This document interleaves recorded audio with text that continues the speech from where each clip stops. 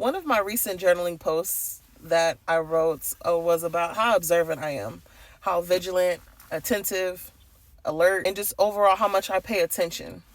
What I've paid attention to recently, or not even recently, but over the course of the last year,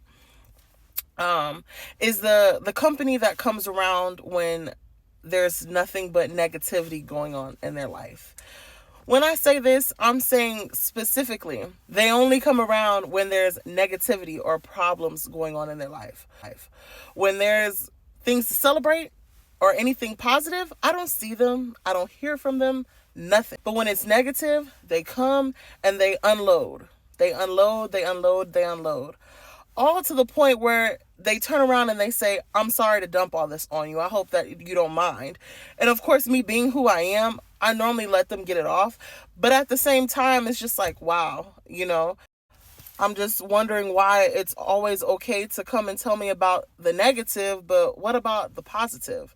One, and then two, they ask you this program question at the end of their dump on you. But anyways, how are you? That's the question that they ask. And at that point, I'm like, I don't even want to answer. You know what I'm saying? Because I'm so overwhelmed and overstimulated with everything that you've just thrown on me. So no, let's keep the party on you. Now, don't get me wrong. I'm all for being there for a friend, family, whoever. I'm always down to listen. If you ask for advice, I will give it. I'm talking about those specific people that only come around when it's something negative going on or they have a problem going on. That's what I'm talking about. It's mentally draining for the other person after so long. It's mentally draining. And at that point, what I've learned is I have to create a balance. With creating that balance, that doesn't mean that I won't be there for you, that I won't listen to you. I just know when to cut it off. Second thing is, knowing me, there's only so many pity parties that I'm going to give you, if I ever give you any. I'm not one for those. I feel like if there's a problem, you need to find a fucking solution. Oops, sorry. But yeah, you need to find a solution. I mean, I'm all for feeling your emotions and going through, whatever it is you got to go through. But after that, now what? You know what I'm saying? How do we make this situation better? The beautiful thing about it, though, is I'm proud of myself for being able to clock and be aware of those people. I still love them. I still will treat them with kindness and respect.